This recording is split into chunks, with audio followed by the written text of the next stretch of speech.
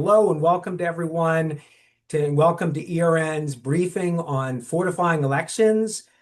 We'll be talking about some promising progress and some bipartisan wins that can help reduce risks of abuse of power in our elections. I'm Kevin Johnson. Most of you know me, but for those who don't, I'm the Executive Director of Election Reformers Network. I'm super excited by the panel that we have here, and I'm going to just introduce everyone. First, from Utah, we have Senator Mike McKell. Senator McKell is the Majority Assistant Whip in the Utah State Senate, now serving his second term representing the 25th District in the northeast of the state. After 2 terms in the House, he's sponsored a whole lot of legislation that's been successful and gotten signed. And he's the sponsor of the nation's first conflict of interest laws for a state chief election officer, which was something we worked on together. Thank you for being here, Senator. Thank you for having me. It's good to be here. Of course. And then next, Julie Anderson joins us from Washington State. She served as county auditor for 13 years in Pierce County, the second largest county in the state. And as a champion of nonpartisanship in elections, Julie ran for Secretary of State in 2024, came just 4 percentage points shy of winning, which would have made her the first elected nonpartisan Secretary of State anywhere in the country in 100 years. And she's now doing a lot of work helping election officials manage ethical and political challenges that come from that work. Really glad to have you here, Julie. Oh, thank you so much. I'm excited for the conversation. And I have a lawnmower in my background. Is that bothering the sound? Do people Can't hear you. Okay. No, can't hear it. Great. And lastly, from New Mexico, my colleague at ERN, Heather Ballas, Vice President for Programs, Election Reformers Network. Heather's done a ton, but highlighting one thing, she's the lead author of ERN's just released research report focused on partisanship challenges and solutions for local election officers. Heather leverages 12 years of experience in cross-partisan facilitation with an organization in New Mexico that was set up by the leading Republican and Democratic senators with the explicit goal of finding bipartisan solutions to the most politically challenging problems in the state. She also ran for Senate. We're thrilled to have you here. Heather, thanks for being here. Glad to be here. Excited to talk about this important subject. So just a couple quick notes. We have 3 rounds of sort of rapid fire questions to touch on a range of themes, hoping that we'll be through those about 1:35, 1:40, and then open up to Q&A in the chat. Be thinking of questions, pop the questions in the chat. I'll mention that there's some pretty important news today that I imagine is on a lot of folks' mind with a decision from the Supreme Court that this voting rights is not really a theme of this discussion, but redistricting is. So if we want to go into that, we can talk about that. Just wanted to acknowledge that event and that might be on folks' mind.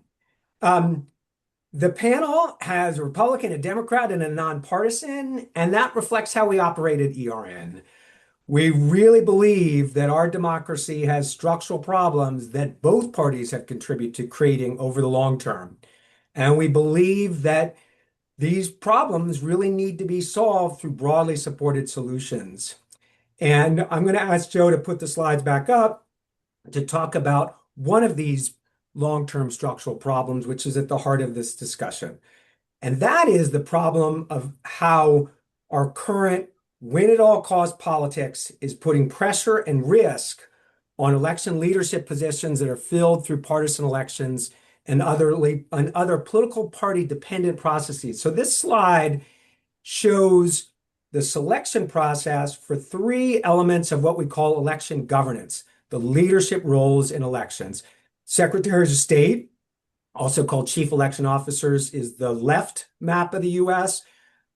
Chief local election officers can be clerks, auditors, registrars, a range of names is the map on the right side, and state election boards is the map in the middle. The orange color reflects states that use either a partisan election or a party-dominated process to fill those posts. The green show the states that do a nonpartisan election in the top right. And it shows we got a lot of orange and not much green. And if you want ERN's mission, it's right there. We want more green. We want more green on this map fundamentally. particularly in the light of the current political environment and the pressures and challenges that puts on people who come into office where people expect to see black and white referee stripes, but no, the person coming in has had to wear a partisan hat to get there. So down to the next slide, please, Joe. And you can This stop is like right that you see that little cut to the right. Ankit, can you? Yeah, thanks. So this shows two other areas of election governance: the management of ballot measures, which are citizens have the right to in 26 states, and control of redistricting. These two are the areas where the problems of partisanship really have generated pretty significant risks and acts and incidences of partisan manipulation. And we know how challenging the redistricting environment is now. We see these sets of problems as related, and we see the path to taking on these really more challenging spaces as starting by building the recognition of the problem of partisanship, conflict of interest, that kind of thing, in those first three maps. Backing up, when I look at these five maps, a term comes to my mind that's sort of boring and legalistic. I just used it. That term is conflict of interest. It sounds boring, but it's really pretty fundamental. And that's the problem. That's the term for being in a situation where you're making a decision where you could have a personal or political interest in that. And Joe, you can take down the slide now because we're going to go to Senator Mike McKell Yeah. to talk about a big legislative success in that area, SB 194 in Utah. Senator, tell us about the bill. Yeah, and thank you. And Kevin, I just want to say thank you for your involvement in Utah. It was fun getting to know you and your team. I had an election bill. We were worried about conflicts of interest, and you showed up and I first time I met you, and I'm really glad I did. But we've had an ongoing battle in our state when it comes to a conflict of interest. Our that first chart, you'll see that Utah had kind of a different color because we don't have a Secretary of State. Statutorily, our Secretary of State is our Lieutenant Governor. Our Lieutenant Governor runs on the ticket with our governor, but our Lieutenant Governor, currently that is Deidre Henderson. She runs the election and she runs the election for the governor, and that's created some controversy in the state of Utah. I mean, thankfully. Just like all of you know, most of our elections are done really well. Our elections in Utah have been done really well. But we had a candidate for governor who buddied up to Mike Lindell, the My Pillow guy. And next thing we know is in Utah, we've got a controversy on elections. It's not a real controversy, but the question is, if we're going to deal with the contention, the controversy, how do we do it? How do we do it in a way that makes sense? And that's what we did in Senate Bill 194 is we created a conflict of interest avoidance plan to make sure that that conflict was resolved. So what do we do when the lieutenant governor is officiating that election for a running mate? And that's what we did in the state of Utah.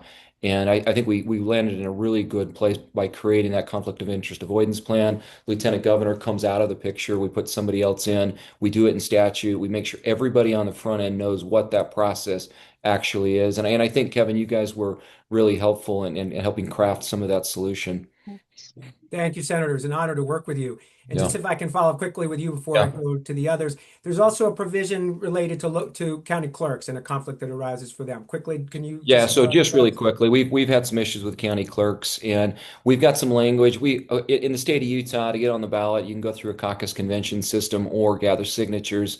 It's a little weird having a county clerk validating and counting the signatures of an opponent. We put in that same type of conflict of interest avoidance plan at that lower level, and maybe we'll talk about this later. But I had a county clerk actually tracking my own personal ballot. Had some weird things happen, so we felt like we needed to do that in the state of Utah. And hats off to you for being first in the nation on both of those provisions. So, Hey, I'm going to take it. all right. So, Heather, I'm going to go on to you now, and Joe will probably put this slide back up here. But ERN has just released research covering a range of learnings about political pressure for LEOs, and I'd love to hear you quick summary about that. But one of the themes that came up was conflict of interest. So, over to you, Heather, for that combination question, if I can. Yeah. You bet. So on the slide is the link to where you can go online and download this report. And we're going to talk about a few highlights of it on this call, but we could have done an entire webinar on the results of this report. And we may actually do that next week. We're in the process of figuring out if we can tee up a follow-up activity for this. So watch your email about that. But the one of the findings that comes out of this report, which was a result of interviews with local election officials across the nation, most of them county-based election officials,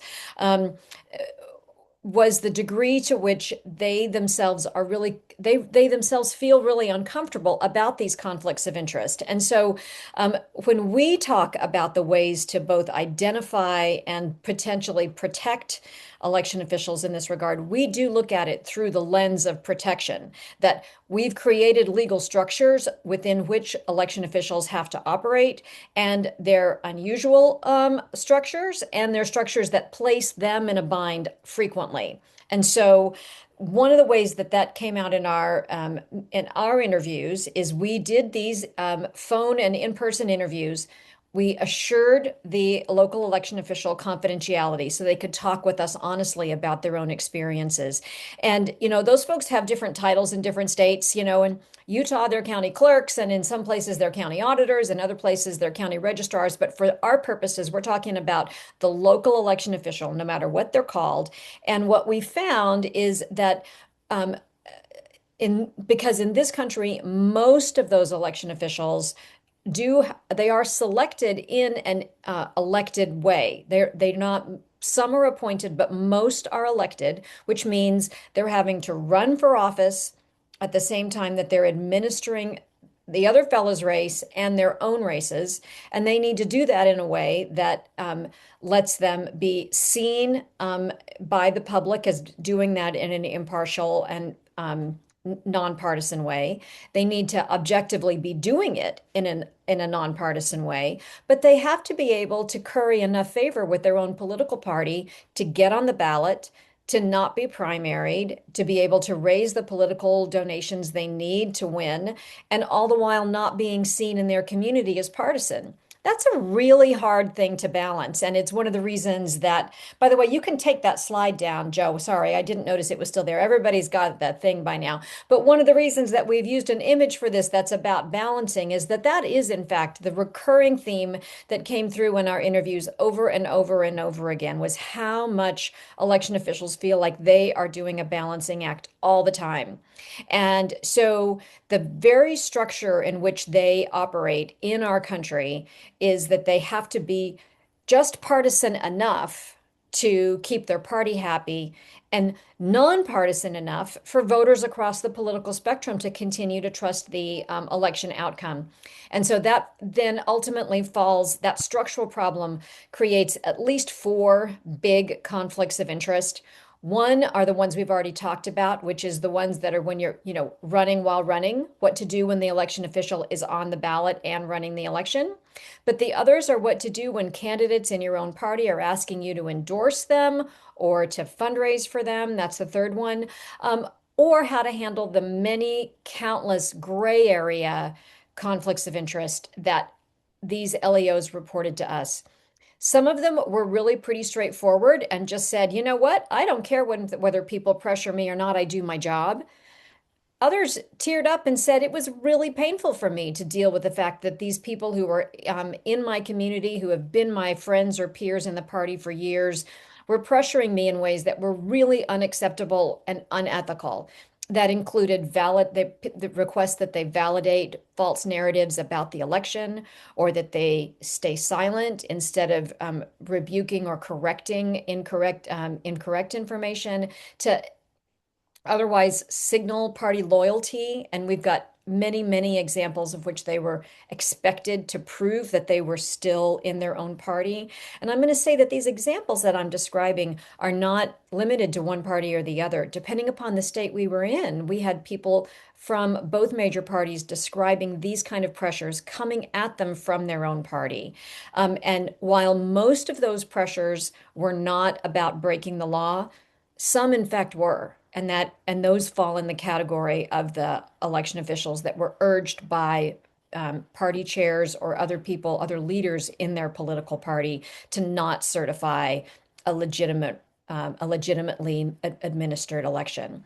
And so the solutions to these problems, we're going to get to those later, I think, but I just want to reiterate that our country is the only modern democracy on the planet that puts our election officials in this kind of a bind.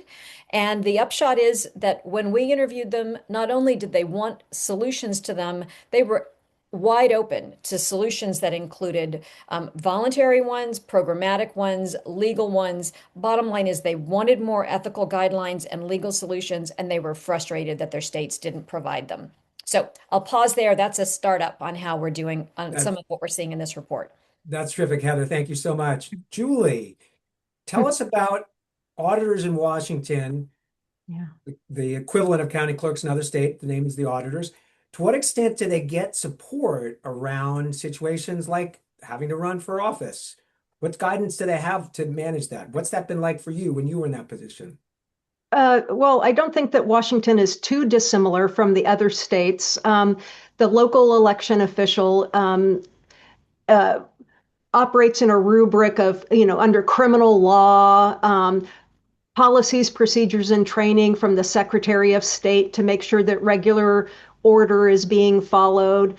But when it comes to the judgment calls, the discretionary acts, how you conduct yourself, that is really left up to the independent judgment of each local elected official.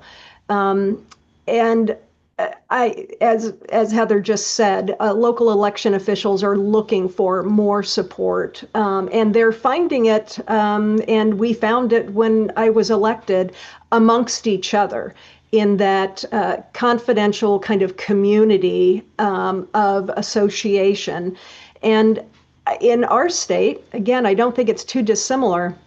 There is a little bit of a hesitation to have a top-down mandate imposed because there's also, First Amendment considerations, the practical realities. If you are having to run for this office, the resources and infrastructure needed to do fundraising and networking, endorsements, all comes from a political party system. So there is some hesitation for top-down structure. Some open-mindedness too, but really where the support is in colleague-to-colleague conversations, problem solving and mentoring, but it's very soft and non-specific. County auditors want it, and they need it, and they deserve it. And Julie, I'll follow up on that to ask, together we've been exploring the possibility of some direct support with the Association in Washington. Say a word about that, if you could. Yeah. Well, one of the top findings in the Election Reformer Network report that Heather was just reporting on was strengthening associations is one of the top recommendations. And that's why we see Washington State wanting to engage with us to reinforce and deliver ethics training. But it's not just ethics training, it's applied ethics training. So people can really talk through those nuanced kind of day-to-day decisions and the kind of personalized pressures. The association is also interested in crafting and perhaps adopting on a voluntary basis conflict of interest and recusal programs. And the best place to explore this kind of stuff is in the trade association, is in the Auditors Association, because one size doesn't fit all. Like other states, we've got 39 counties, but we've got a ginormous one. And then we've got ones where we just have one or two employees and one size doesn't fit all. So getting together, having training, having a conversation, and co-developing, co-creating potential best practices is the best way to start to kind of experiment on a voluntary basis before we begin talking with state lawmakers about enshrining this in state law. That's great, Julie. I'm really looking forward to developing that and working with you.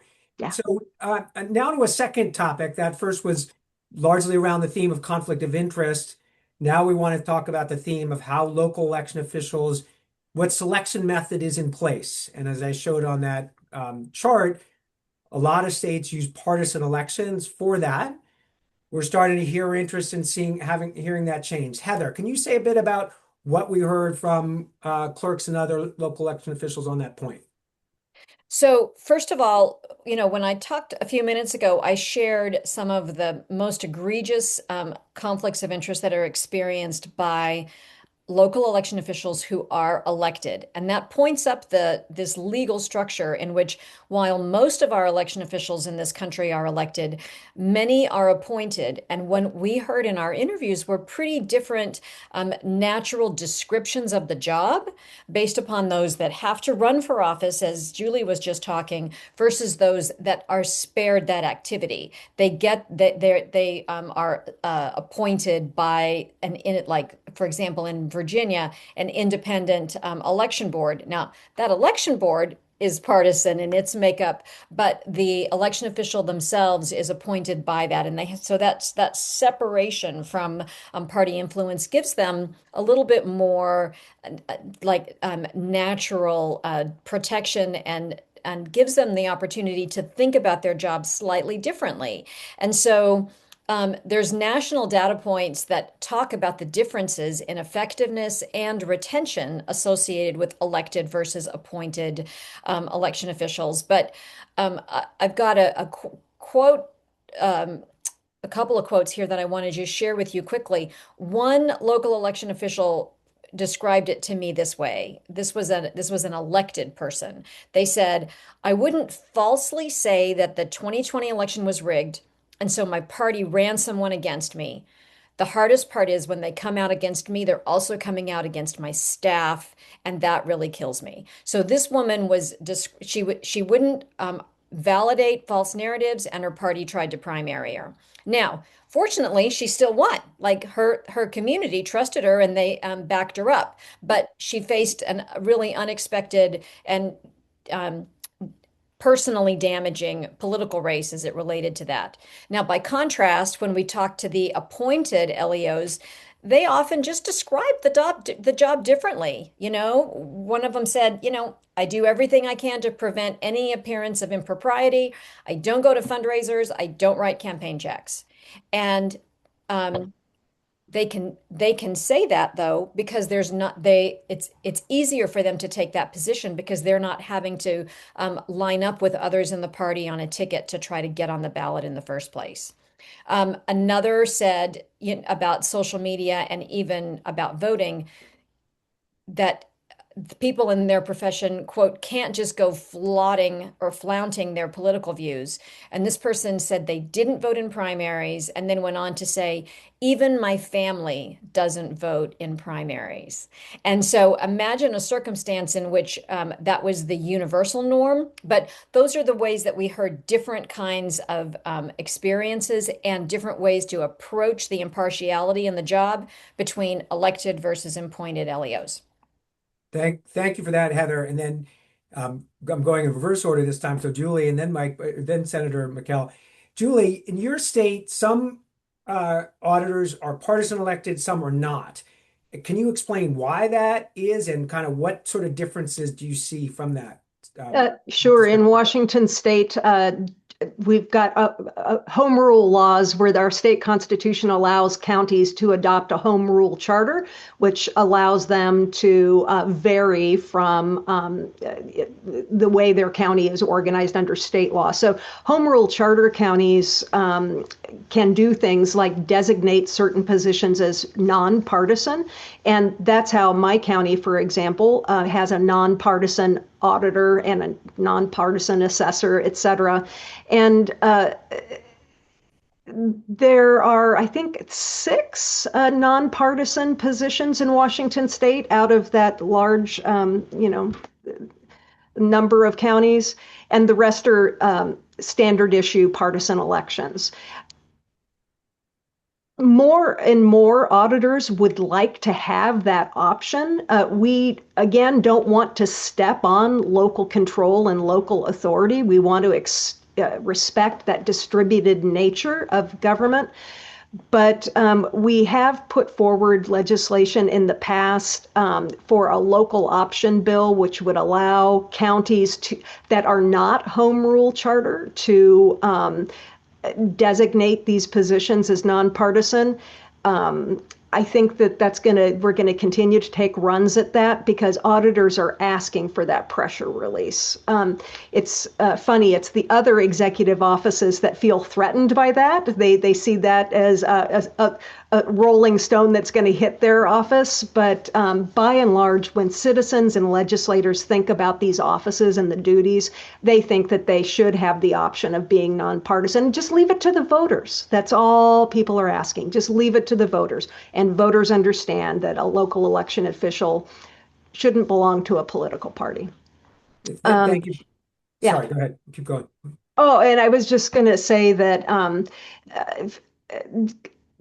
my peers that had to run in partisan races really felt pressured differently than the nonpartisan colleagues. Being in a nonpartisan election, it really provides a permission structure. It kind of like almost like the appointed equivalent that Heather was talking about. It provides a permission structure to step aside and very understandably explain to political actors and partisans that I can't be involved in this, I can't be involved in that. And it just makes it easier to have those refusal skills. Thank you, Julie. That's a great, very concrete example. And I'll note that there's a handful of other states that likewise allow for that local option. Montana, and I think there are 9 counties in Montana that have taken the option to change from their elections controlled by the elected clerk to elections controlled by an appointed local official. Minnesota is a state that allows the clerk to be switched from partisan election to nonpartisan election, likewise. So there are a range of different options here. Joe's looking at me because I got some of those details not quite right, but that's okay. Close enough. But Mike, turning to you, Yeah. I had a call with one of your leading clerks just the other day raising the same idea. Yeah. Why in Utah is this coming up, would you say? Well, I think Heather nailed it in her findings. We are villainizing clerks. We shouldn't do that. It's total nonsense that we would attack clerks for following the law and doing their job. Their staff. I just this last week, I know our lieutenant governor's office administering an election, they received a bunch of threats. Their staff members received a bunch of threats, and creating a nonpartisan model would be much better. I kind of relate it back. This is a weird example, but I remember during COVID, and some of you will remember that there were a lot of conspiracies. COVID wasn't real, and we all lost friends or family members, but there were literally people trying to sneak into hospitals to take photos to prove that it wasn't real. And obviously it was, and everybody knew it. But we have this same pocket of people that are now villainizing and attacking these clerks in a really difficult way. So it doesn't surprise me that there are clerks in Utah that would like to see it be nonpartisan. I think it should be nonpartisan. I look at our rules right now. I have recorders that are partisan. I don't know why recording a deed would be a partisan duty. We have surveyors, our county surveyors are partisan, and I don't know why that is partisan. Our assessor they're partisan, and obviously we had some elected officials years long before I did that thought there was a reason for that. And I think it's helpful to ask the question, why did we do that in the past? But it's just different. It's a different time. And I didn't like hearing Heather's findings because that's exactly what I see in my own state with these clerks that are being just totally unfairly attacked for simply following the law. And I think that's why, to your direct question, what's driving it? It's that it's these clerks are being unfairly attacked in ways they shouldn't be. Thank you, Senator. I'm going to go to a third round, which we'll try to do really quickly and then get to questions. But Senator McKell, very quickly back to you. Yeah. Utah has a very strange law that has the highest or almost highest requirement in the nation for signatures for someone who wants to get on the ballot for county clerk.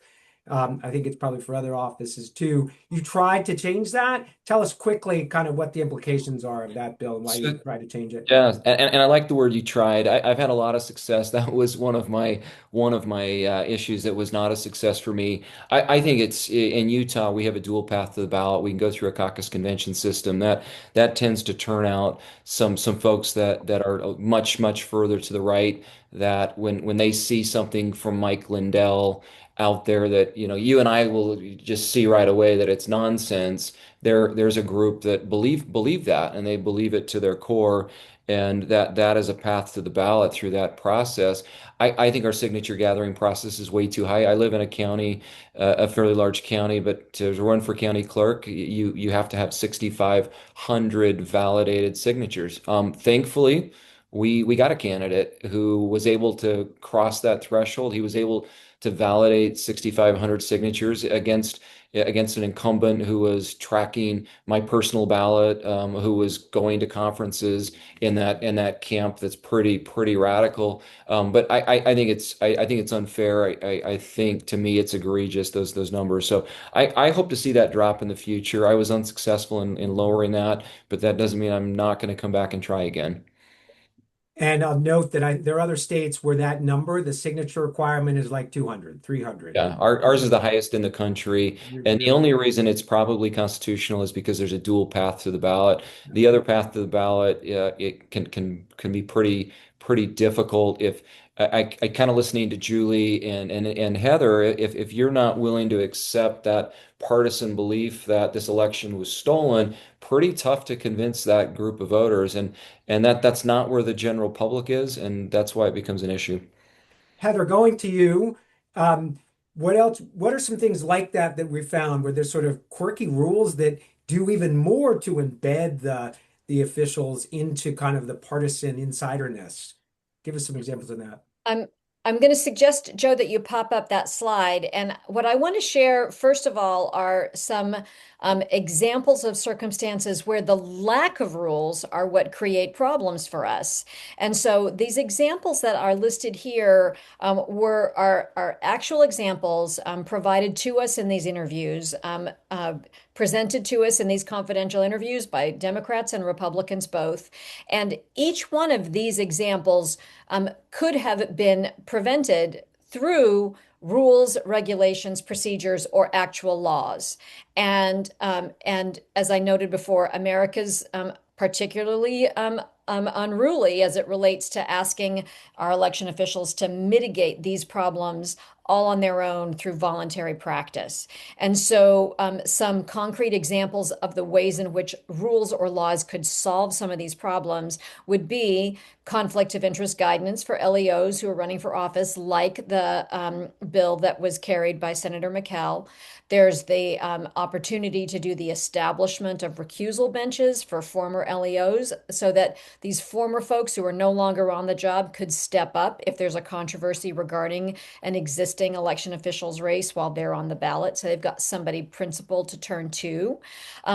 There are opportunities for prohibitions, voluntary or statutory, depending upon how the state is organized, on endorsing or fundraising for candidates on the ballot. And, there are millions of professionals across the nation that are federal employees that are covered under the Hatch Act, wherein they are prohibited already from publicly endorsing candidates because they have a government job. And yet we have folks that are running the elections that don't have that legal protection that so many federal workers do.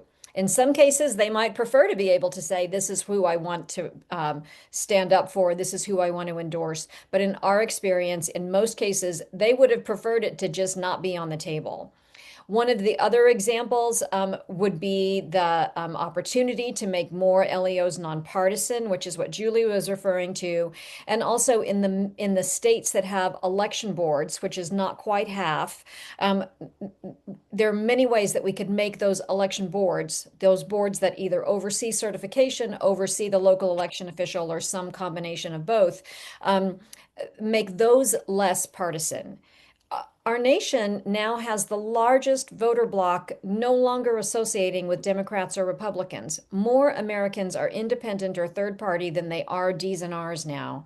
And yet we have multiple outdated laws that say, well, the only way you can serve on an election board, for example, is if you are appointed by the Democrat through the Democrat Party nomination system or the Republican one. And so those things were set up as checks and balances when our nation was very different than it is today. So those outdated rules make a lot of sense for thoughtful investigation, and our LEOs would really love to see that happen. And the last thing I'm going to say about this is one of the reasons they want that to happen is how very concerned many of these experienced election officials are about who's coming into the job next. So the nature of that profession, the ways in which they have been criticized or attacked or threatened has drawn more and more election officials to choose to leave the field. More are coming in, and some of the newcomers are coming in with the same fantastic, heroic principles that the outgoing ones have. But some are coming in with an expectation that this is a way to put their thumb on the scale for their team, either to protect their political party or to outright advantage their political party. And they're running for the job on that platform. And so it's that changing experience in this country that is causing more and more of our veteran election officials to say, it's time to change the rules. It's time to stop leaning in on just trusting that personal integrity is the way for us to manage this exclusively. Personal integrity comes first in almost every moment, but personal integrity backstopped with clear rules, regulations, and transparency requirements could make a big difference in terms of reducing the heat for the people doing these jobs. Thank you, Heather. Before I turn to Julie, I do want to say we're going to go to Q&A, audience Q&A, just after Julie's next answer. And I just had a chance to check over the chat, and I'm kind of, friends here. Like, you know, put your questions in there. We can also do hand raising too for questions. So be thinking about what do you want to know more about these issues? What are the implications that interest you? What are the things maybe we went over too quickly that you want clarified? Anything is fine to raise questions about. Julie, to you, we've covered a lot about the different ways that the overlap of political party arrangements and election officials can create ethical challenges. What have we not covered that you would add to that? Well, I want to zip back to the senator's question about not understanding why these local government positions need to be partisan and what the resistance is to the nonpartisan option. And we've got to be clear-eyed that political parties see this as a stepping stone. There is a system of matriculation.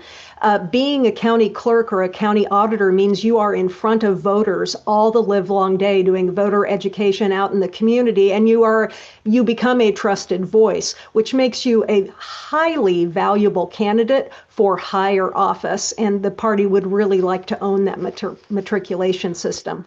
Heather already covered a lot of the ethical dilemmas facing partisan elected officials. I would also say that part of what makes this such a difficult conversation is some of the more nuanced situations.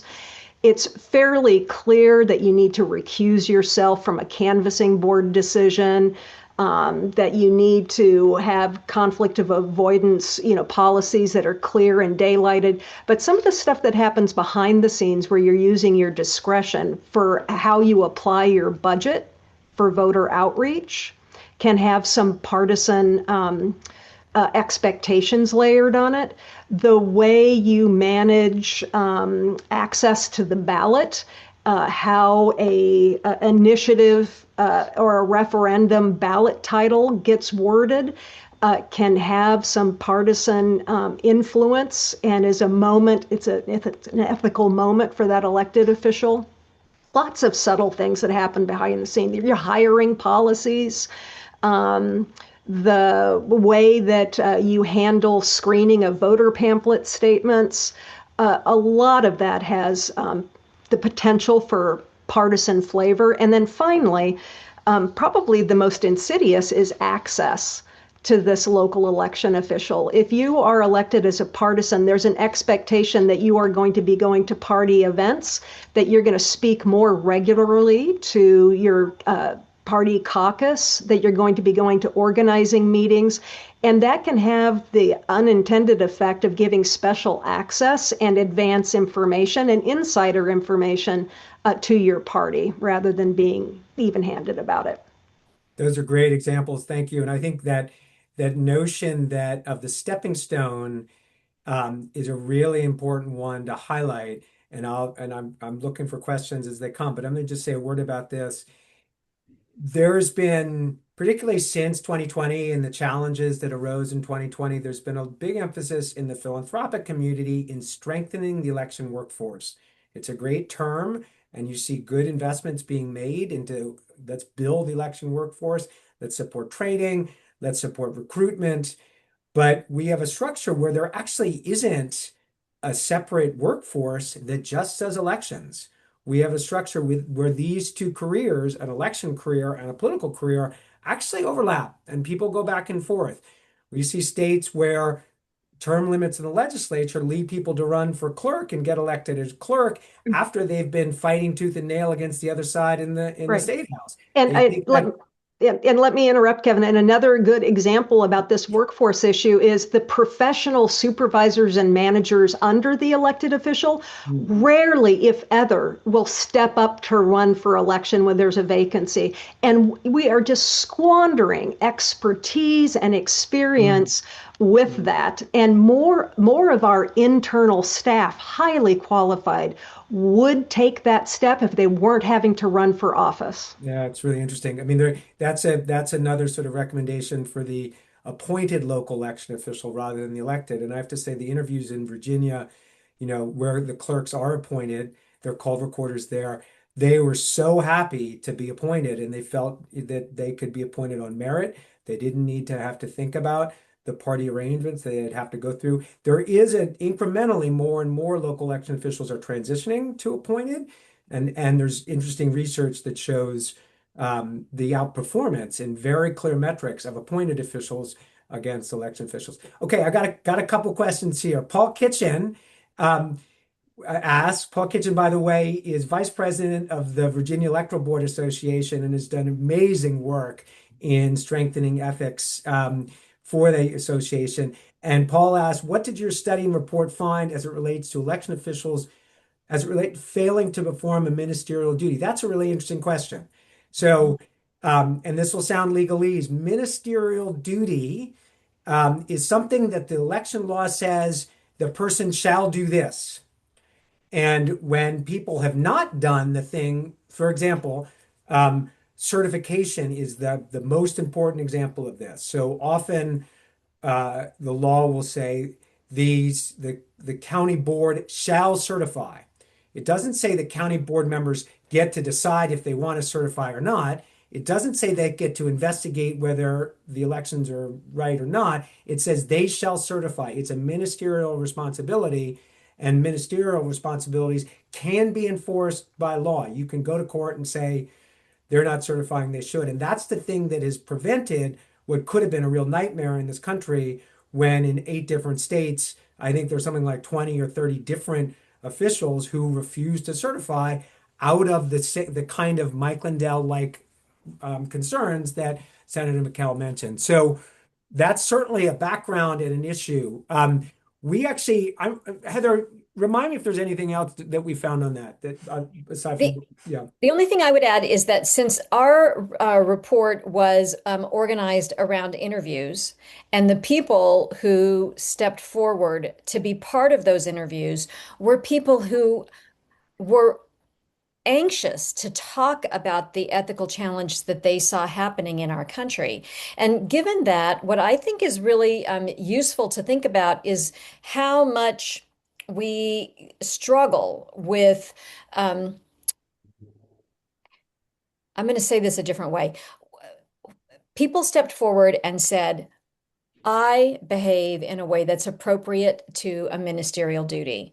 People said almost in every state they were aware of someone in their peer circle who hadn't, but in most cases, they absolutely did. Their concern was what happens with the next crop of professionals that are coming into the field and how those individuals are at risk for not performing those duties in an independent way.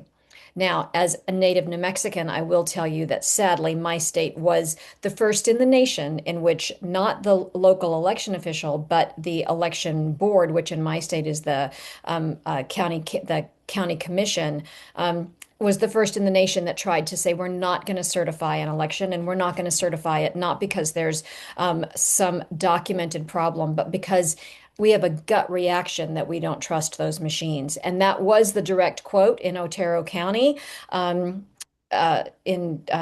the 2024 election, in which they did articulate that. And they had to go to the Supreme Court to require that county commission to certify the election results. So there's those kinds of challenges. But in that case, there was then later a award given to the county clerk for Otero County, who stood up for election results, stood up against people in her party who were not aligned with that claim by some of the commissioners, and ultimately their results were certified. I want to go to the next question from Lynn Heller for Heather, but I just want to plus one on what Heather just mentioned. I think the word heroism appears about a dozen times in that report because we kept hearing what you had to call acts of heroism from people who had to stand up to really intense pressure and did the right thing. And so one thing I don't want people to leave this talk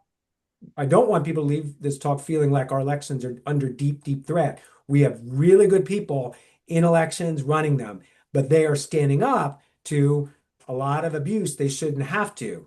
This is about reducing that abuse. This isn't about saying our elections are built on failed ground that's all going to collapse. That's not what we're trying to get across. Because there really is some really significant and impressive behavior, and we were happy to be able to chronicle some of that, as others have as well. Okay, Heather, do you see the question in the chat, or do you want me to read it from Lynn Heather? I Lynn do see. Heller? Yeah, okay.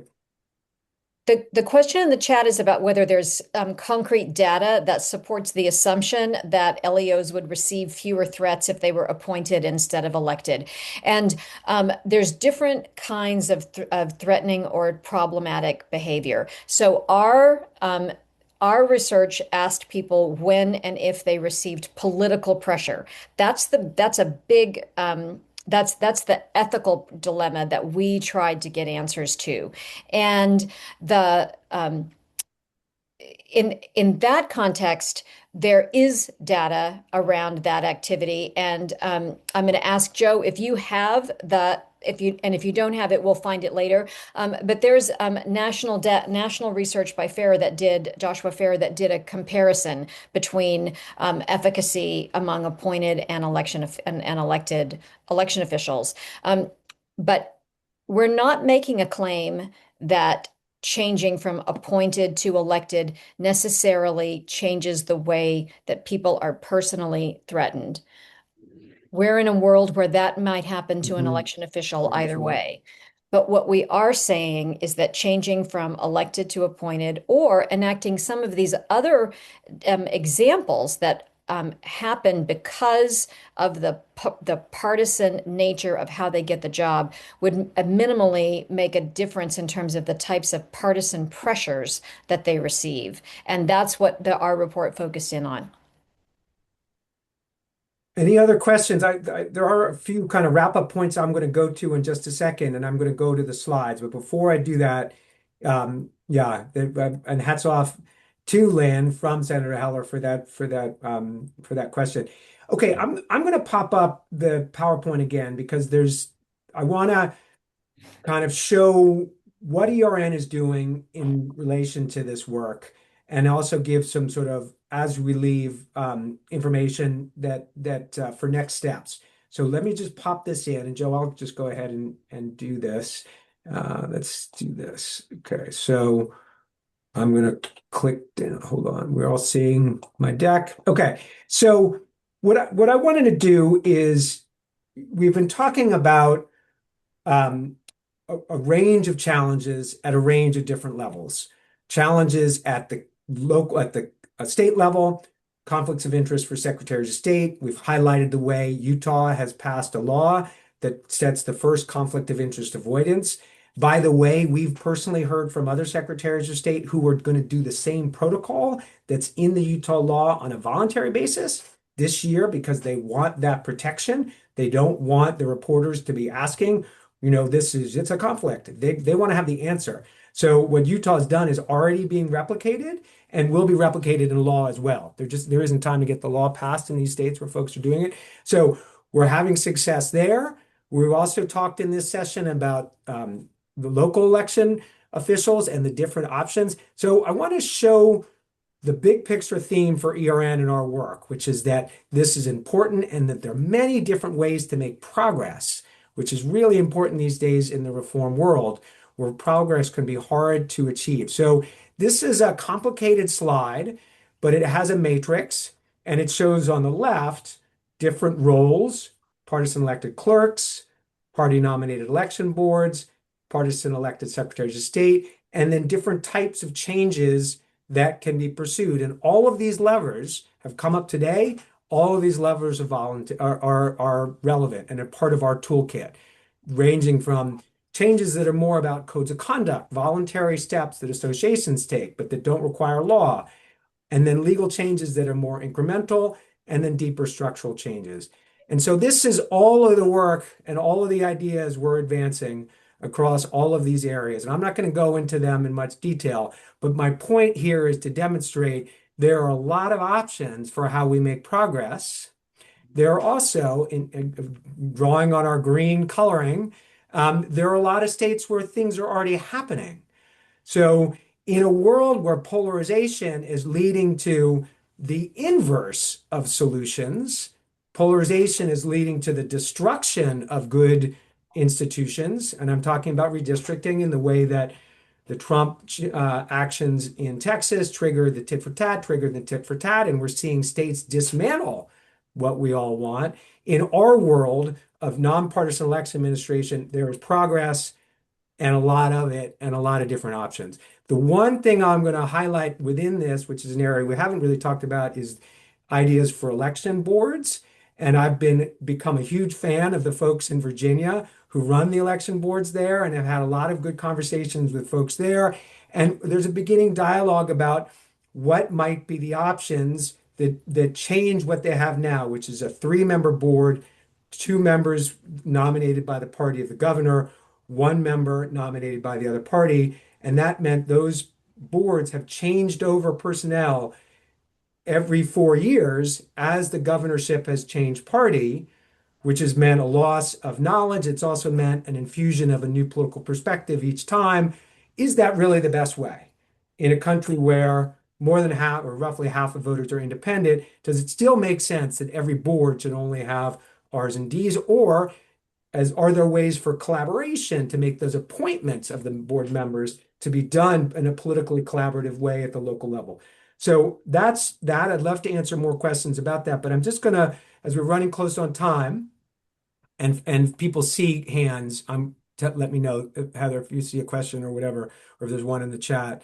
I'm just going to keep going from here to briefly say there are 2 slides I'm going to show here that make the point. Voters really support these reforms. This is MIT data that says 77% of voters support only selecting election officials on a nonpartisan basis, much higher than I think most people would have thought. And nearly 70% of voters say it is difficult to trust the impartiality of an official elected with the support of a political party. So very clear nationwide polling makes that point. Voters like these ideas more so than many other reforms, I should add. I want to stop and say, folks who are watching, many here have been supporters for a long time. We really love your help to continue this work. There are a lot of ways to get involved. We love working with folks and getting them connected into actual activities, campaigns, and that kind of thing. We also really welcome support, and I'll go to the donation page in a second. I also I'm jumping around here, but I need to make sure we thank a couple of our partners here. The Bipartisan Policy Center and the Elections Group funded us for the research that Heather reported. The National Alliance for Enduring Democracy, which was co-founded by the Carter and Ford Presidential Foundations, was a big partner for us in this conflict of interest work. So thanks to them. Upcoming events, we're preparing uh, seminar kind of explain or a briefing about how nonpartisanship works in other democracies. What are the ways in other democracies these systems have been working, as well as probably a longer discussion, as Heather mentioned, about the learnings of the reports. Lastly, a slide about all the different ways you can learn more about us, from our website to our Substack to our newsletter sign up, and then at the very end, where to go to support our work. Um, and maybe colleagues can put this in the chat, but the easiest thing is electionformers.org. And I'm just going to stop the share there. So to go back and look at each other, and the last minute, just panelists, just quick follow closing words. So I don't have to, over to you three, starting Julie, since I see you. Any final word, quick, as we close out? Well, you showed that table, and I definitely am optimistic that we're going to have near term, long term, and solutions. The wind is at our backs. Voters want this. Election administrators want this. So I'm optimistic. Terrific. Senator McKell. So I'm optimistic too, Kevin. Let me just say this, and I want to be really clear. I know we've got a lot of election officials here. I think our elections are done in an incredible way in Yes, the United States, in absolutely. my state especially. Let me ask the rhetorical question. Why are we fixing something that's not broken? And this is the question I get from all of my clerks. This is why I appreciate what you're doing, Kevin. I think it's important to be proactive and prophylactic and preventative. And I think the more we create more transparency, the more we resolve conflicts of interest in advance, the more we look at nonpartisan options, the better off we're going to be. Do I think we have a broken election system? Not at all. I think we have an incredible election system in my state, but uh, getting in front of that distrust, that's why I appreciated your work and your help dealing with conflicts of interest on the front end. Let's add to the confidence as much as we can. Well said. Couldn't thank you very much, Senator. Heather, take us out. Just one quick thought, which is to Senator McKell's point. In some cases, we're talking about fixing a problem that that may not be broken as much as as in other states. But we do. This research showed that we do in fact have problems, and we have problems among professional people who are struggling in silence to solve these dilemmas. And so I think to the extent that we can lean in and provide protection for them, that's the right thing to do. When I think about the future, and at one point Kevin said, think about this last question as being a decade away. Well, if we were in fact thinking of this question as a decade away, I'm going to say that my wish for the future is that by a decade from now, election administration is boring again. Like we just don't think about it. We focus on the election itself, not the how we got there, because we provided all the protections that we need for our election officials to do what they need to do when they need to do it, well supported, and without the politics interfering with their abilities to do their jobs. Here, here. All right, Love let's it. hope for that. Thank everyone. Thank you to everyone for being here. Sorry to run a minute late. Keep in touch with ERN. Go to our website, sign up for our next events. Help us get this work done. Thanks, everyone.